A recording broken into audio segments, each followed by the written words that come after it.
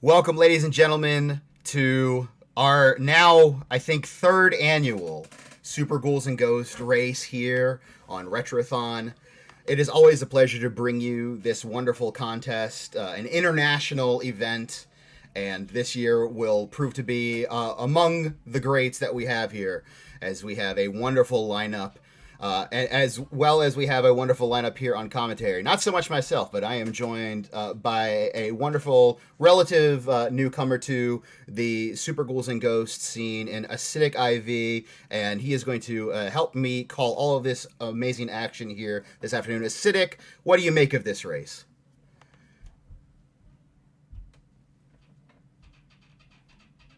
Hopefully, some sub 40 action. I feel like there's a chance.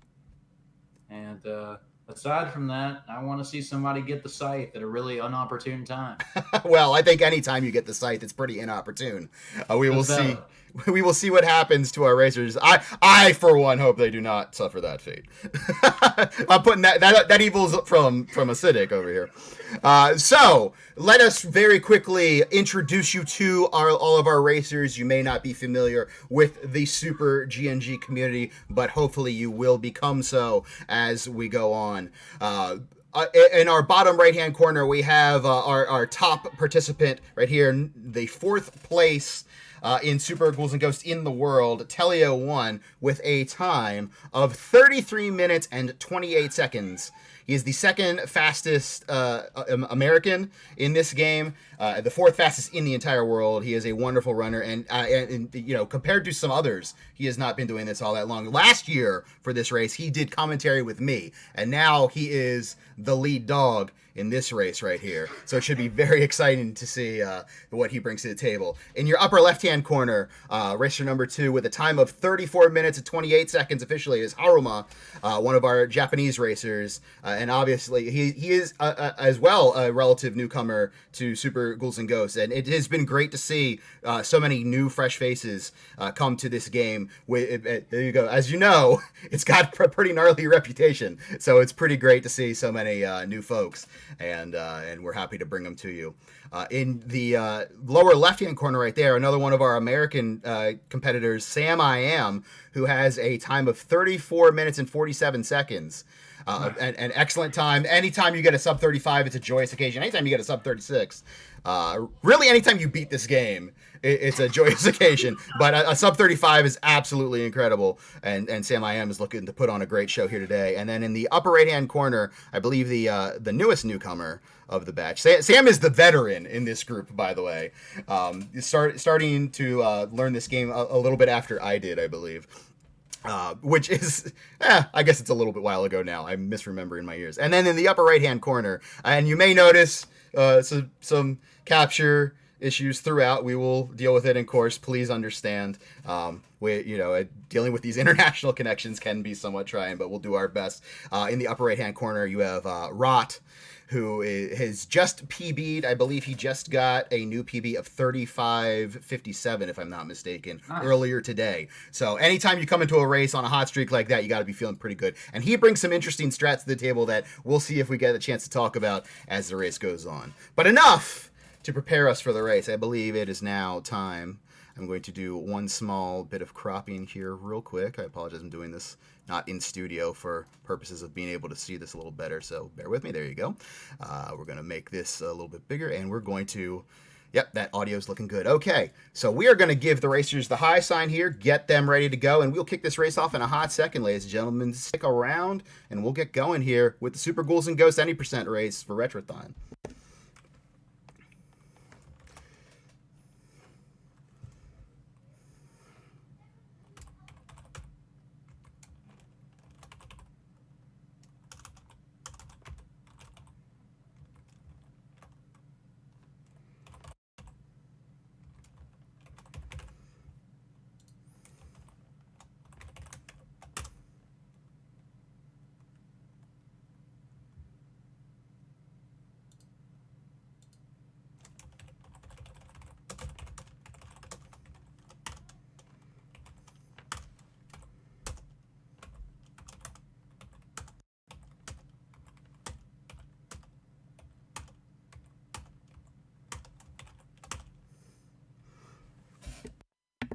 All right, the countdown has been given. And there we see, Excellent. It looks like the runners are getting going. Hopefully everybody is getting going. Hopefully we have no issues with the streams. It looks like maybe we do have some. We'll see if we can get things updated. Okay, good. Good start. Let's adjust some audio and there we go. All right, very good.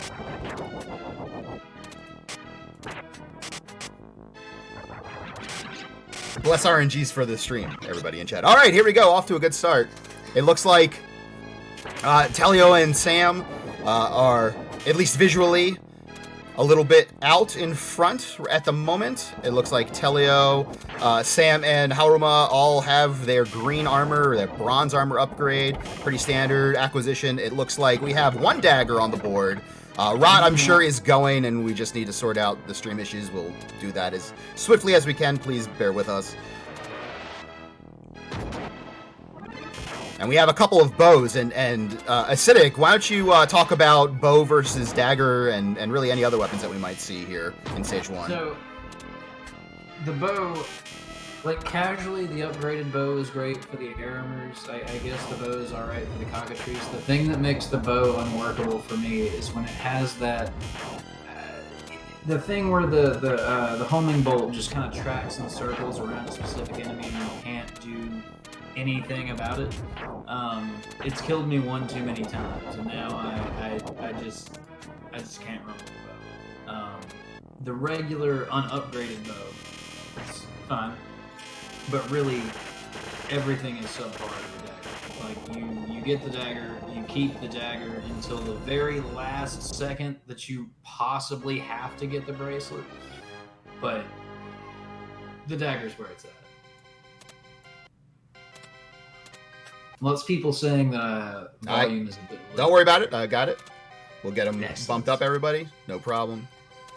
We all know the torch has gotten nah. Nah. I mean, in level 1, it's actually really good. The trajectory is pretty great, but it then, in my opinion, immediately sucks for the rest of the game. So I guess like level 1 and then level 1 the second time. It's good, but The torch is the most powerful base weapon in the game, but it has a nasty aspect to it where there's a charge weapon aspect to these. So if you do a double jump attack, you will actually do 2 more points of damage in most cases, but not with the torch. The torch will instead lose damage because this game always wants to give a middle finger to the player. At any opportunity, this game will give a middle finger to the player, and that's just one example. Pretty good. Well, let's just go ahead and take some damage from it. How about that? All right, so there you see the right side of our screen is in freeze frame. So we'll focus on our left side. We have the audio for Sam up right now.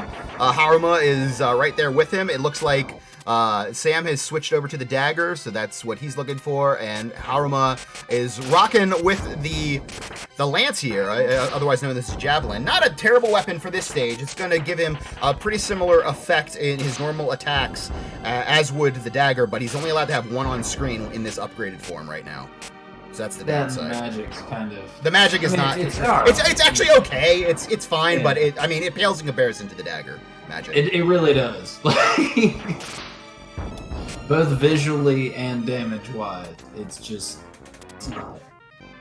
We assume that Teleo is just absolutely flying through this game right now. He may be on stage 4 for all we know. Unfortunately, we were informed before the race started that he was having some pretty serious storm issues in his area. So we don't know if his internet was able to hold up. We are endeavoring to get his stream back as quickly as possible. We apologize for that issue, as well as for the issues with Rot. And you may be seeing them pick up weapons that don't seem optimal. For some reason on this auto scroller, if you leave a weapon in the water, right? Like if a weapon drops and you don't pick it up, then you no longer get weapon drops from the, I don't know if they're baskets or honey pots, whatever the containers are on the enemy heads that occasionally drop and stuff. Yeah, I think they're pots. That's what I've always gone with, yeah. There's got to be documented somewhere, right? Like there has to I'm be sure it's somewhere. Yeah, I never bothered to look. But so speaking of right there, so what Sam has done in the lower left-hand corner, he has spawned these chests out of order. He actually sidled over to the right side of the screen and spawned a chest off screen that he could then use to manipulate his item drops and spawn a chest on the left side of the screen, acquire that item first, and then go over and get the item out of the right side chest. That way he would be able to get both armor upgrades, and as you see now, he has his gold armor, which he can carry with him to this boss fight, which is going to give him a great advantage by being able to do the quick kill.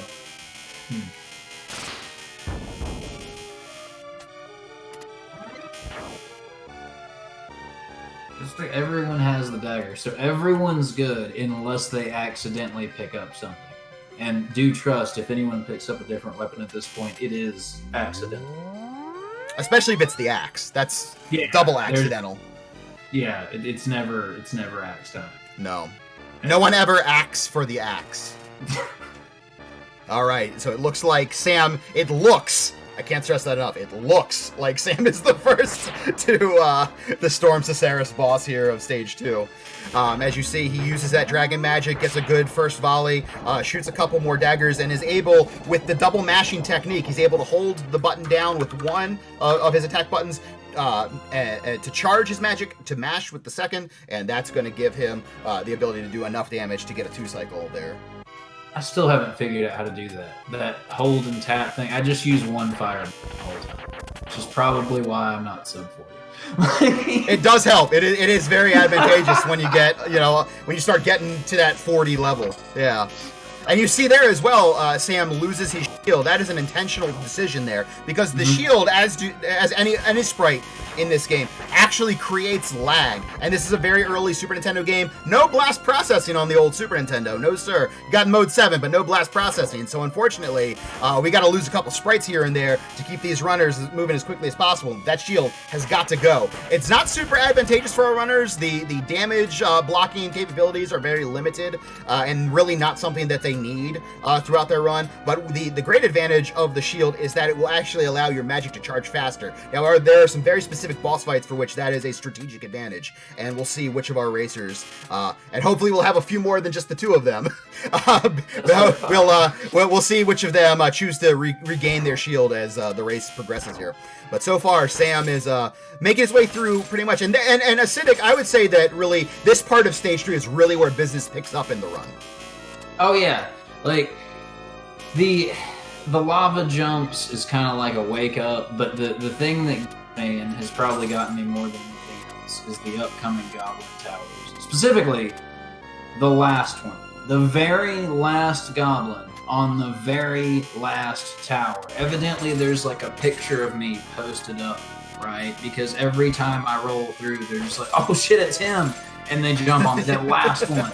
Every single time. Like, oh, you're on PB pace? Oh, let me go ahead and just hop down on you and go ahead and snatch that gold armor from you quick and probably knock you into the hole just because. Yeah, one of the great joys in life, or at least in this speedrun, maybe not in life in general, is when you get those moblins falling on that last pillar and you're just about to get there and you see him coming and you throw that dagger and it looks like you're dead to rights, but you get the kill and then you move on to the boss. Oh, it's so satisfying. It doesn't even look possible, but you get it done and it's great. You see that right there, Sam going up and making it look like nothing. All right, here we go. Yep. See, there's no last goblin for Sam. Yeah, so Sam is going to set up the slower of the two quick kills here. This is still a very fast kill, as you will see. He's going to use the movement of the dragon magic, which also does damage on every frame that it connects with the crawler right there. And that's it. That's all she wrote. There's actually a faster version of that, if you can believe it. Dun, dun, dun. But it is a little bit less safe for this marathon setting. So now, if you get motion sickness, fair warning, this stage may not agree with you, as this is all mode 7 all the time. Now, this part is not so bad, but when we get to the second section of this stage, motion sickness may come and rear its ugly head for those of you who are affected by such things, so just want to let you all know in advance. So it looks like Rot has lost his armor at the end of stage 3 here. It looks like Haruma in your upper left-hand corner is going with green armor. He should very easily be able to get the gold armor back. That's going to come out of chest 3 for him. And Teleo is in another time zone, unfortunately. We may have lost him to the world beyond right now. We'll see what we can do. He may just be without internet, folks. You know, real life RNG is the real final boss in any speedrun marathon. So we apologize for that issue. We will endeavor to correct it as best we can. Oh, close on that fireball. I love that jump that Haruma just made where it looks like he's going right into the spikes. The way the hitbox works is that the hitbox actually trends up off of the spikes a little bit more than in front of them. So he actually can overlap with the pointy part of the spike a little bit, but he wants to make sure he clears the flat part and land on the platform. Otherwise, he will lose that armor when it looks like he is not even touching it. Speaking of losing armor, Sam has lost his armor on his way to this motion-sickening part of the run. You see, he's trying to clear out the riffraff as he progresses through this blueberry pie section. And he just wants to avoid these steam vents, really, at this point. He's going to try to clear them out. There's a way to despawn them, and you see him jumping to the left side of the platform there. And there's normally a blueberry right there waiting for him, one of the giant blueberries. It is gone now, which is great, because, again, that's a sprite. You get rid of the sprite, one less bit of lag you have to worry about. It's also in a really inconvenient, like it's too yeah, low. it's right there with the steam vent. So the timing of both of them, it conspires to really try to confound players. It's a very nasty piece of business for casual runners, for sure. All right, so now Sam is in the unenviable position of having to kill the Hydra with unupgraded daggers, which isn't so bad. It could certainly be worse. But the problem is, when you have the piercing nature of the upgraded daggers, you do damage for each frame that they're in contact with multiple heads, and he can't do that with the unupgraded daggers. So the fight takes significantly longer as a result. Meanwhile, if Rot can hold on to his gold armor, and we will try to get that back up for you, if he can hold on to his gold armor, as you see even there, how Haruma with his green armor has the piercing daggers, is able to just make short work of the Hydra. No problem whatsoever. And it looks like Rot and Sam are basically, and Haruma may all be right neck and neck with each other. It's a shame we don't know where Teleo is, but our other 3 racers appear to be pretty much in lockstep. At this point, they are all on 1-5 here. Safety death. And as you see right there, what is Rot doing? Has he glitched out the game? Yes, in fact, he has. There is a characteristic where if you cast your magic on the same frame that you take damage from one of these stage perils, the lava, the spikes, there's an avalanche that's going to happen later on this stage, it removes your hitbox. So as such, Rot can now just run through the rest of the stage. I believe it also gives him a little bit of a speed boost as well. So not only is he completely nonplussed by, I'm sorry, that's not the right word. He's completely indifferent to all of the enemies facing him now, but he's moving a little bit faster as well. I promise you. I know it looks like he's stationary, but he's making progress even as we speak. Is the speed boost though just if they have the bow equipped? I think it might depend on your weapon. There might be some weapons that give you more of a speed boost or a longer speed boost than others. You see right there Sam taking the intentional death. He wants to get that armor back so that way he can get back up the gold armor because that's going to benefit him for the boss fight. So it looks like he's maybe a little bit ahead of Haruma, who's going through the Ice Age Alley here, dealing with all these shield knights, dealing with our Red Reamer. Teleo forever involved with this Red Reamer right here. They're thinking about their next move. I'm sorry, Rot, not Teleo. I don't know which I said, but just in case, it's Rot. You guys can see the names easier than I can, probably, so you're doing all right. And as you see, okay, so all the different the still frames that we're getting. Oh yes, because some of these stills are pretty funny. Like that Aramar's coming.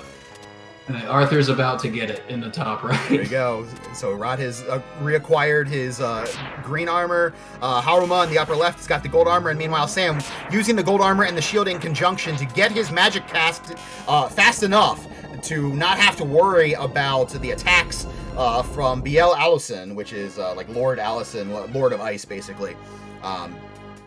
And, do we know how much faster that is? The magic cast, like if you have a shield versus if you... I don't know the exact frame count, but there are 2 upgrades to the shield. Well, there's going from no shield to a shield, and then there's going from the regular shield, I think it's the sun shield to the moon shield. So there's the death for Sam. Now, what he's going to do here is going to be a little bit of a route divergence from what you see Haruma doing. So let's swap over to Haruma's music here. As he appears to be in the lead at the moment. Let's see. Chest top going. Is he gonna walk under the bird? That I can't bring myself to just walk under it. It is a very harrowing experience. I can do it. I can do it all the time in practice. It's not an issue. And then I get to a run. I'm like, I do not have the gall to do that on a PB base. So, as you see there, Sam actually took a D-boost off of the Axe Knight and was able to get through this stage actually more quickly. However, because he's underpowered right now, this fight with Astaroth is going to take a little bit longer. So Haruma is continuing to pace his competition right now and gain a little bit of extra time. Although we'll see where Rot is relative to everyone as he comes back online here. And that damage boost is pretty finicky too. Like, evidently you have to jump in a certain way or you'll despawn the genie. And I want to say you can't attack before you jump or you'll despawn it. Like, I can't get him to spawn for me for some reason. Yeah, that does happen from time to time. Yeah, you do have to... It's not difficult, but you do have a very specific set of steps you must follow. Otherwise, the genie will not do what it's supposed to do. Pop up there. You know what I mean? Like, there's specific shit you got to do. That jump that you just saw Sam make in the lower left-hand corner of your screen is very tight, very narrow pixel window. Even though it looks like he's easily jumping over the head, the hitbox of the cockatrice head extends quite a bit extra beyond the sprite. So it's a very precise jump to make. Very, very well done from him. And I believe Haruma did it as well.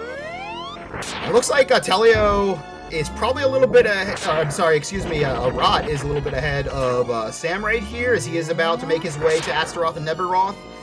Sam is shortly getting there as well, very soon. And Haruma now using that great dragon magic, getting away and grabbing the key. So loop 1 taken care of in 17 minutes and 24 seconds, it looked like unofficially. Nice.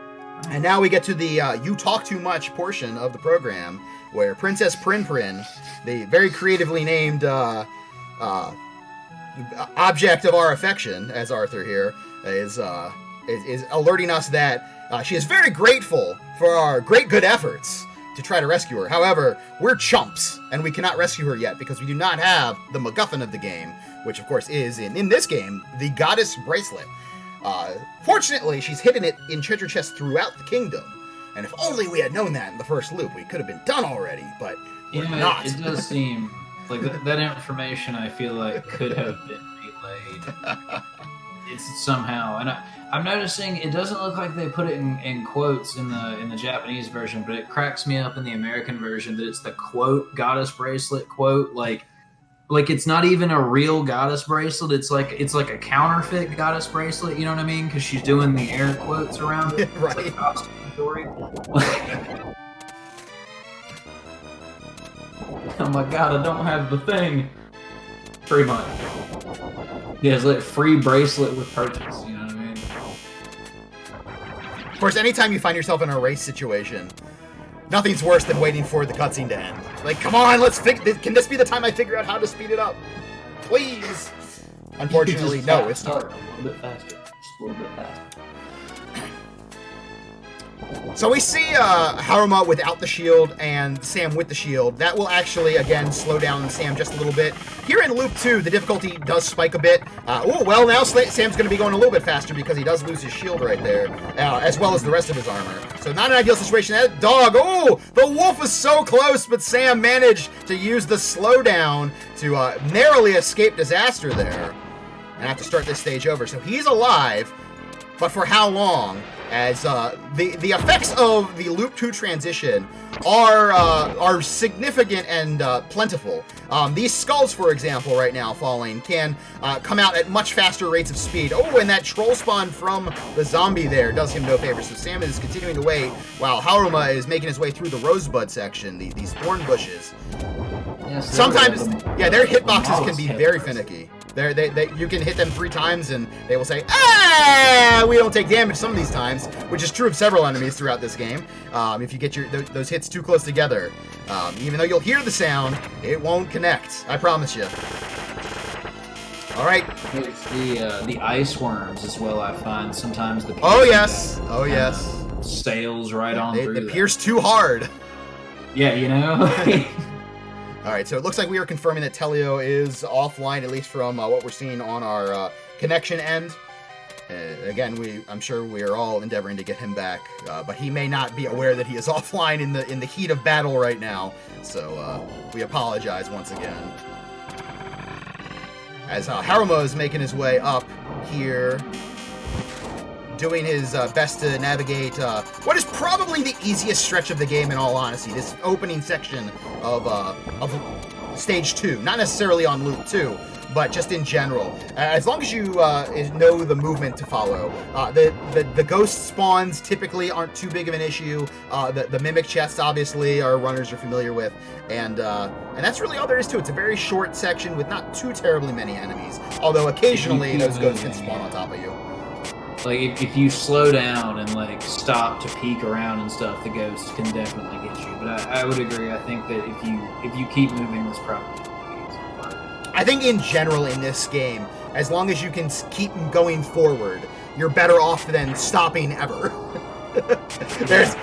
Once you stop for even just that split second, that's when the game starts to set up on you and say, you know what? Now your way forward is not going to be as clear, because now we got you. We're taking up positions. And it's worth noting, I think we said earlier, the difficulty spikes. I want to say it goes from normal difficulty to expert. Correct. Yes. Yes, it does. Which is one of the cool things about playing on professional, because if you start on professional, then that's it. Like, it has nowhere else to go. So Loop 2 is just the same as Loop 1. And it is, but it sucks. It really sucks. But it's like one of the few ways you can get back at the game. A little bit, yeah, nominally. I mean, you still have to go through 2 loops of professional, which is... It's true. You know, not the... I mean, this game is hard enough on normal. You know, it's got its reputation on normal difficulty. So the gas vents, that's what kills me on professional. The gas vents do sometimes give you an impossible pattern, yes. And like, outside of that, I'm pretty good with it, but the gas vents are absolutely rage-inducing. Yeah. So here, both of our runners are in standard armor status, which is typical in this section. Well, actually, I take that back. We have Rot back live. He's still rocking the gold armor here. So he's all set and ready to go. He doesn't need to pick up another thing in this stage, and he'll be all set for this boss fight when he gets there. But again, Haruma and Sam need to cajole these chests to drop the proper items. Now, the way the chests work here, as you see Haruma get his green armor and then immediately get that gold, is that depending on your armor level and the chest order in the stage, the number that the chest is from what you've seen in the stage, that will determine what drops. DLC wants its money. I want my money from DLC right now. Are you kidding me? I want my $0 back for using DLC. Okay, I didn't think that through entirely. That's all right. I think that's a good point. Actually, we'll just... Oh, wrong one. We'll just... Nope, hold on. We'll find it. Okay. There it is. Okay, we'll just pull that down for a second. 4 times the charm. There we go. And, yeah, so... apologies once again for the internet issues plaguing Teleo. We're sure he's having a wonderful time bending this game to his will, which he is no doubt doing. Teleo, all of these racers really are masters of this game. Chat poll here. What's everyone's favorite enemy? in this game. I personally like the green seahorse thing that comes up at you out the sea and then spits stuff at you. I'm curious to know what you guys prefer. Okay, so for me, there's one very specific imp in the next stage, in stage 3, that I will point out when we get to him. Yes, again, confirmed. Teleo1 that is correct. Yes, one specific imp. Not any of the imps. Most of the imps are trolls. There's one that's just a bastard-coated bastard with bastard filling. And it's that one right there that Haruma is going past. He can eat your soul. Pick his teeth with your bones. Skeleton wheelbarrow. I can get behind. All right, here we go. Those are dope.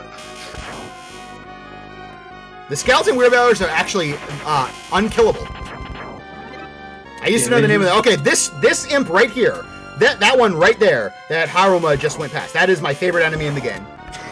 I will tell you why, because he almost never. It is exceedingly rare that he ever ruins your run. Right. Of all the imps that you encounter in this stage, very rarely does he ever give you any problems. So he nice guy imp, thus my favorite enemy in the game.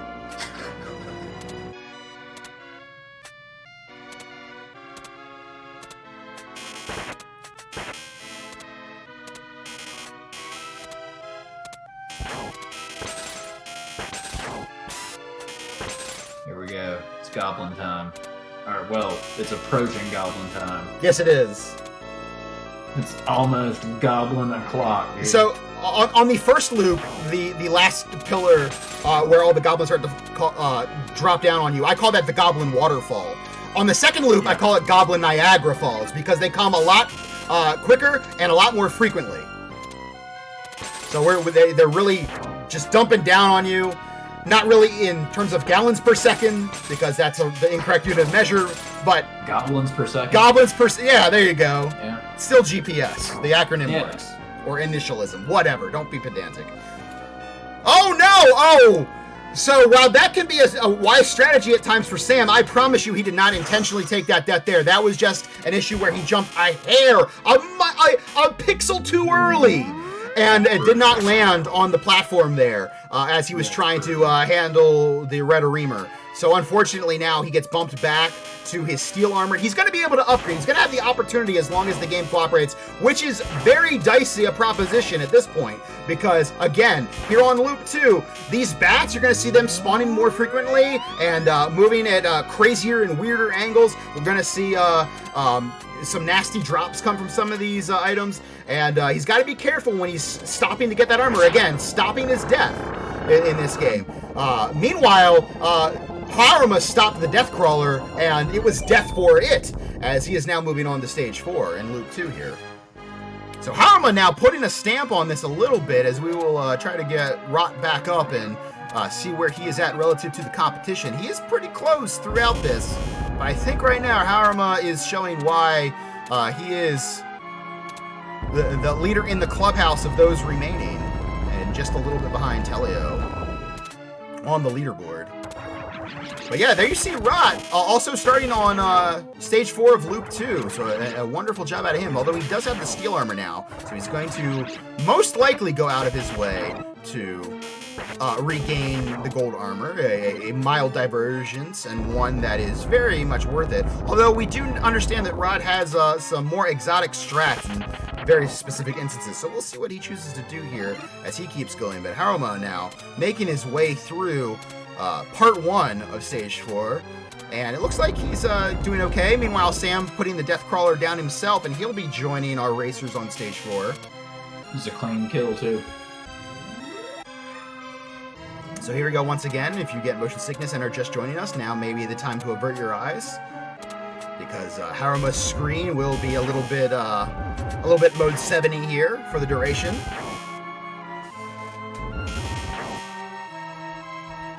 And he is maintaining his gold armor. He does have no shield, which will again reduce a little bit of lag. And which is very beneficial for the Hydra fight as well, because that Hydra fight is perhaps the slowest single portion of the run.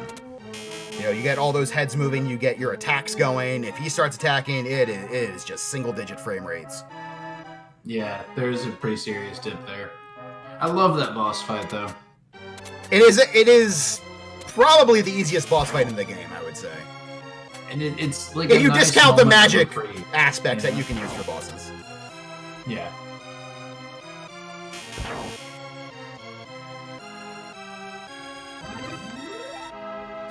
That sweet mode set.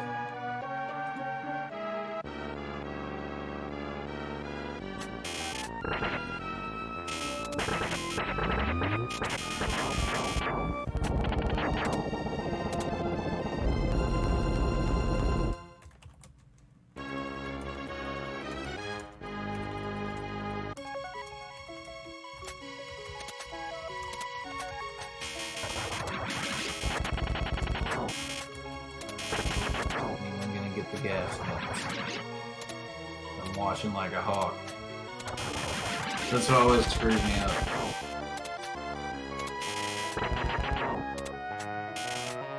Haruma taking a very interesting strategy there to avoid Bad Luck Flower. That we call that flower Bad Luck Flower because it can troll you with one of its little spore shots. However, I find sometimes that it's not that bad to get hit by him, and oftentimes when it spawns early, it's pretty cooperative, at least in my experience. I don't know, maybe it's good luck flower for me and I'm just the one lucky jerk out there. But it's great. Again, it's a sprite that you can remove from the screen once it spawns. So that's, you know, again, advantageous in the way that it is for everything else. So these ice snakes right here have a very interesting property where their hitbox spawns a little bit after their sprite does. So our racers are sometimes able to jump through them as they're spawning, and it looks like they're glitching or whatever. No, that's how it works, and sometimes they can take advantage of it. Again, it's one of those situations where you really have to be a little brazen to do it, because you can die, you can be a little bit off in your timing, or the Shield Knights can collapse on you in an inopportune time, and then, oops, now they're going to get you. So you may not want to do it in this race setting, but it is something that you can get away with if you time it just right. All right, so it looks like Sam is taking an intentional death there to restore his armor in the early goings of the stage here. As you see, he's gotten green armor again. Talking about the ice snakes there, I think that they can't hurt you until they stop growing, right? But it's just an issue that you never really know when they're going to stop growing because they grow to different lengths. Well, yeah, and they can rotate around. They move in crazy different angles. So, yeah, I think that is accurate. So, Rod here, you'll notice once again has I believe he is. It looks like he's gotten rid of his hitbox, and he has also acquired the Goddess Bracelet, the weapon required to be able to get to the final boss in this game. If you beat the stage that Haruma is currently on, I'm sorry, the next stage, I was fooled by the music. If you beat the stage 7 without the Goddess Bracelet, it sends you back to the stage that Haruma is currently on. So you have to repeat both of those stages. That is no good. Again, at any opportunity, the game will choose to troll you, so do not mess around without the Goddess Bracelet. So Haruma will be picking that up on the next stage, but we'll see. Rot may be keeping that throughout the duration of the run now. He's got it, and my understanding is he's a lot more keen to use it than some other runners are, so he's been investigating some strategies using the Goddess Bracelet along with Teleo, so I think he might be in his comfort zone here. Alright, Astaroth down on loop 2 for Haruma.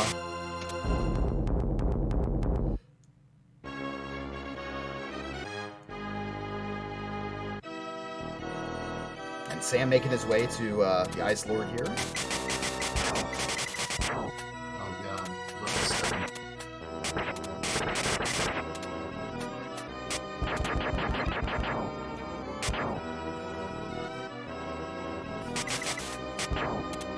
Rot now making his way up, having to do the deboost strats, or actually, he didn't have to, but he chose to because of his armor situation going into this stage. It does speed things up for him, and by virtue of having that Goddess Bracelet, he actually should be able to get a pretty quick kill here. Hopefully we'll get to see some of it, as it will differ from our other two racers who are left in this one.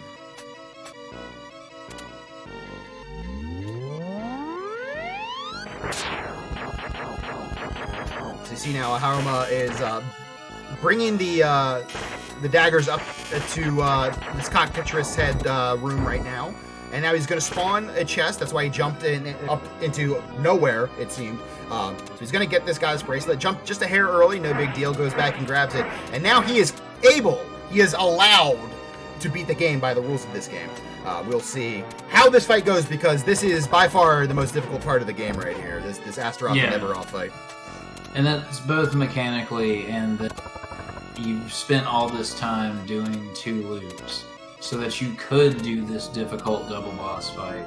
So like you have the like I say, it's very mechanically difficult, but it's also mentally it's straining. You know what I mean? So there are many things at work here. Haruma is trying to get Astaroth to shoot his flames down or up at an angle that is advantageous to him. He's able to use the Goddess Bracelet to do as much damage as possible by staying closer to Neberoth here. It does decreasingly less damage the longer it travels, and it travels a greater distance when you have gold armor. When you do have gold armor, you can also cancel projectiles, so he's able to clear out that fire as well.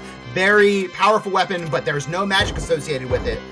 And when you don't have gold armor, it does not have those added qualities, so it can be a little bit trickier to use in that situation. But no worries for Haruma, because now it's all over. But the GG's, because now he is on the final boss, significantly easier than the boss he just defeated, and it looks like he's going to get a 2-cycle there. Time will stop as soon as Princess Prin lands. Wait for it. Time will stop for him. We'll check that, and it looks like he's going to have a 36-12 unofficially. Congratulations to Haruma for winning this race. We will kick now over to Sam's audio here. As much as I love this fanfare, and I do love the ending to this game.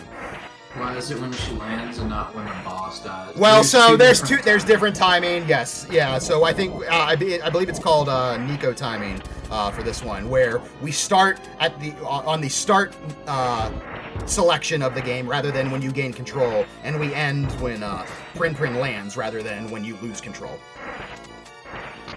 That's something that's gained in popularity as the community has grown, and we've seen more Japanese runners come into the fold. All right, so now Sam is in the unenviable position of not only being on the right side, but being without armor. But look at him making it work like a boss, putting down Neberoth. And I dare say, Acidic IV, he intended to do that. I think he thought that final hit was coming a little bit sooner than it was, but it's definitely still really clutch. It's important to know that losing the armor going into this fight is of very little consequence, because look how close he's getting to this boss anyway to do damage. I mean, he's getting right up on it, so he's not really losing out on too much HP from his attacks. He should be able to still get a 2-cycle here. Oh, very close, very close. He's like 1 or 2 hits away right now. So he's going to hope for an advantageous pattern here. Looks like Sam actually knows how to get up there regardless of the pattern. Slow pattern there, that'll work. And yeah, there we go. The 3-cycle gets the job done. And Sam would be on the Famicom Mini, right? Because he's on the Super Famicom Mini. Yeah, the Super Famicom Mini. Yep. Yes, indeed. So an official emulator. And 3758. So just cutting to 38 is Sam I Am. A wonderful performance out of him. And nice. Congratulations. That is awesome. All right, we'll see if we can't catch where Rot crosses the finish line here. We'll try his audio. I make no promises.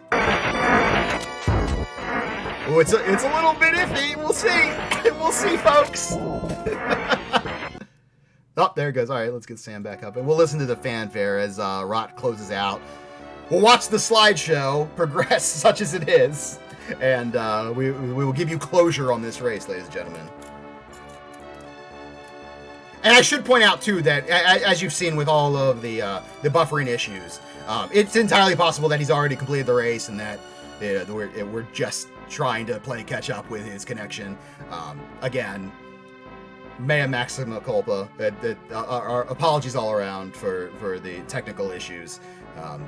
It should be fine going forward throughout the Makamura block, so that's the good news. Apologies to the runners as well, who, every year we like to bring you this race, and intermittently throughout the year as well, we do our Makamura relay here on RGL TV with the wonderful Makamura community. So it's a shame that technical difficulties can get the better of us in a situation like this, where we really want to show off the great talents that this community brings to the table. So it stinks. We apologize to Rot and Teleo for the issues, but we really appreciate them, as well as Haruma and Sam, for joining us and putting on a wonderful performance in this game that has a reputation that precedes it.